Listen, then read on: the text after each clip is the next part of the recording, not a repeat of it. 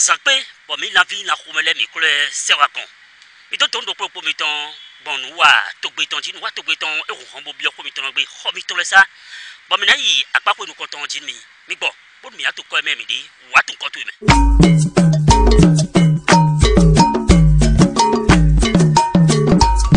wa tun ko to me mi na be si pase krepe ko e pase krepe ton e bana ti mi do dire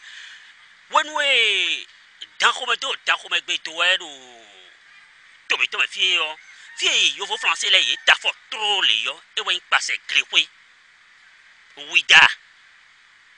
e ka ti pase krepe on te ka ndu a mo yi mi na mo wendo yade mi ton e ai je ton le yo keke do fine mo ro po mi na le mo wendo jono le ton bo keke ele asa ko so yin fine pase krepe yo ali pe ko kan te dan khome to yin ali kple ko kante ta e beneto ton wayin parce que pour abina to etrojile untu ene yo voulais so so atuté fine waso bo mi no mo noté to do fine mi amo fo français fo portugais no le bio fine parce que pour yo o ponto e o ponto e khana se so do ta teji le bo dira bo to na mo boda kesu yo kekero fine parce que pour si a tiameje mi na no bona no to pon so ate e parce que pour to si a tiame bona yi ko lo memi mi na wa kuto pede bana yi bazon pas seloli bazon pas sin conseil yo même à ton un conseil lui bon ils sont délégués pour seloli bazon pas était cadeau de bodomo seloli bazon pas un village bodo arrondissement pas ou mais arrondissement pas ou quand arrondissement le bodo commune Ouida ton donc logiquement bazon pas Ouida commune Ouida ton pas terminé fi était de carré bodo seloli bazon pas mais mon mec là encore trop souvent vaudonde avec pétole de 5 ans nous avons na encore tout on vaudon we 5 ans c'est lo li bazon pas c'est lo li yo dans famille wanjileton oui mon bon bazon et dans amadileton profit puis militaire de bolo ko do di melindo bazon de bois à paton mili donc et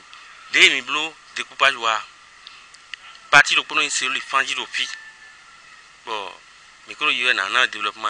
il y a mina no kalavi me parce que retourno mais avec moi de ça finir les bisio kalavi me signé convention de vente et ton et le kalavi me mina no oui da ka pachen fini donc me ko le wai plebo jana ko to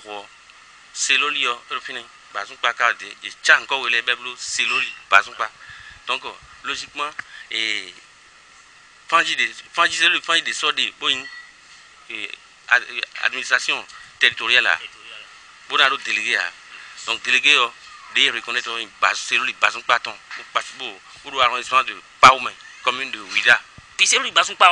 un document ka to ko ya che ku ba na mo te kan che le bo e mo so fan to ko de ko lo me e kana le dun ko bo file yi na mo ko to sa funi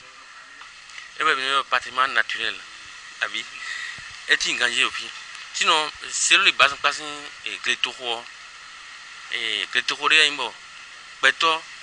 fi na zetado dotwa ewe mi yoro yugo ewe mi lofi na do eno legle lo fi a mele no ko sin fi no ya so ko to mo adoko itongwe ewe jonja kion nous lo fi bo e ren akoso ren na exploiter o mi do ben carrière abandonné e bete jonde me dai koko ben do pour te yon jibo support do mon koton le o mais les wa mi god mblo mi hen e mi na blo e pon psychologie science o we bi yin sin aso bro do mon koton e mi obi ero e na enye na luwe nu ye ya ne na blo gombo e na je mon koton bloji na ko ya nu meri yigbe bo mi na gbe me le ija so wa jo te yin do akodo awe o e na bi o meri sin ba me mi ka do gba ji su pa sin gudo fin de on gba kaka iso revier sin ali o ba da holo fin ba ko un patrimoine naturel pour ko ya we vide me po mais là on lit que vieton tu vois le tourisme sin côté 2000 gon il rien na le ba hôtel do ba na leto bueno e pe wa nu merio kanji nu ki we de nu na cité we ma khome sian pa ko yo ne mo we ma khome ka de gon we ma khome a khosuton yo keke ka do ko me fia a zo me ko a khosuton e do bazon pa fi yo na mo do podo jardin bona mo do podo ko honu bona mondo poro bazon pafi eblo aton boya hosuton e karo bazon pafi bo do ouvert mais mi de do bazon pas ton kon e we nko do zande din do mi do xosi besoin bon vile o ye do comme mi din trop lo mi na mo ko lo me din mi no obligé bon mi de so eleze ko bu baranga do podo finedi bon mi te mo ban podo no mi na lele do po abo vile do johon do finedi bon mi din trop lo mi na mo merci les côté o merci ye sedo ko lo mele o merci enewe il les voix de do posin be po aton nous ho aizen ewe go mi we mi do ki créer e din parce que ye support do xolé me ka merci le ye do mi ko si supporter o donc mi do obligé bo apé o yi merci aton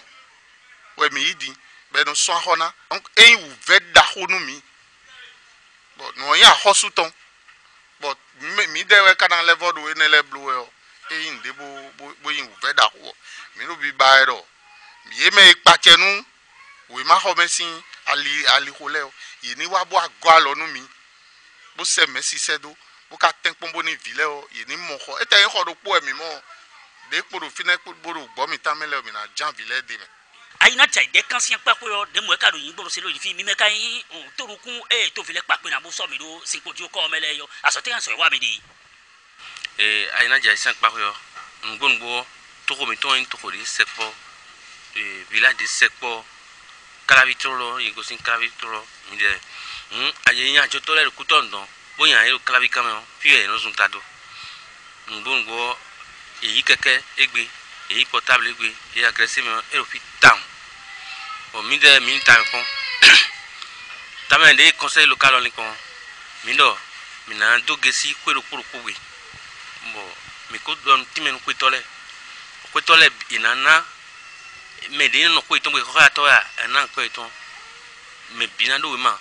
mi ando adresse biton do niveau miton bo chobo mi ande be attestation de résidence ya no merio mi ano batura mi ka oti to me de bleu prendre ko ka mais ça sera vidali pas ça romele kiosque le mi ko recenser e bidi mi na yiro yi prendre ko ka yi no kiosque de ma ya sigbe mi to mi hen mi a sui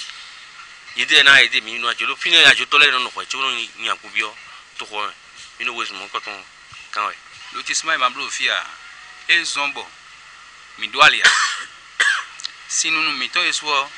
mi kun to de bulo fio fe yin no me donc o gan pa cha no to me wa awun si on le o amodo ko no dam no bo no sinu si an ati le una volo bo bidon e mi no gbo se bidon 25 que mi no se mon train balé mo file mo ijesi no file to no sinu fi ouvert mo mi de ore mi ndo koto no même no ouvert mo vita donc a hoso ni kan lotissement wo lo me ntan mo blu tan e mi na mo ali bo na mo sin dagbe bo no fi ouvert mi tan le ne mo e mi podo tokola we o pase kle ko ton yo po mi kono wa sogbon liegbe mais mi ton kle ton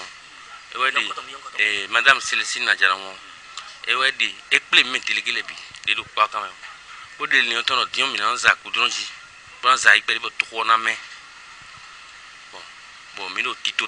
mene o me pere bon ni confio on ka do alo do me to pere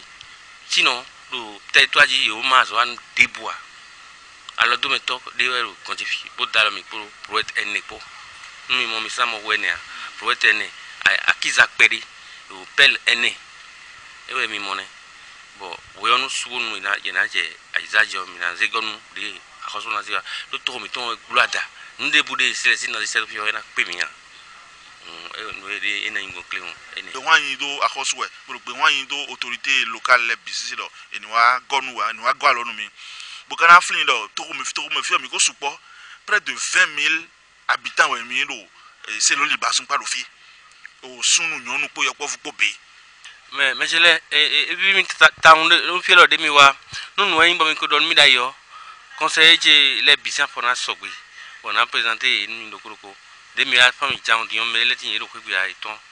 yime we mo ajowi frank podo ajion sanson ko yese we pede no lo de mi wa e bi ni tan e permettre bon no ko menu me chef quartier chef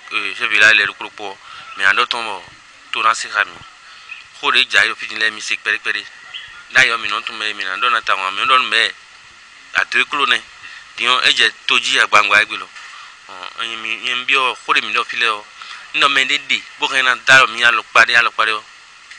ni sepo mi do se oli ba gba fi bu de bua e go sin kutonu moje ko kojo ensin ko fine puis ensin pa autant de ensin ko mi be sin kaka boaje chez Kofi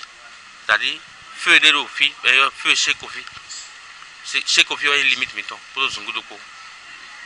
mi ba mi kan me mi na mo mi je fi mbro save ba ide o mi na mo mi ndagwe ti o mi am lo to me nko yi to ton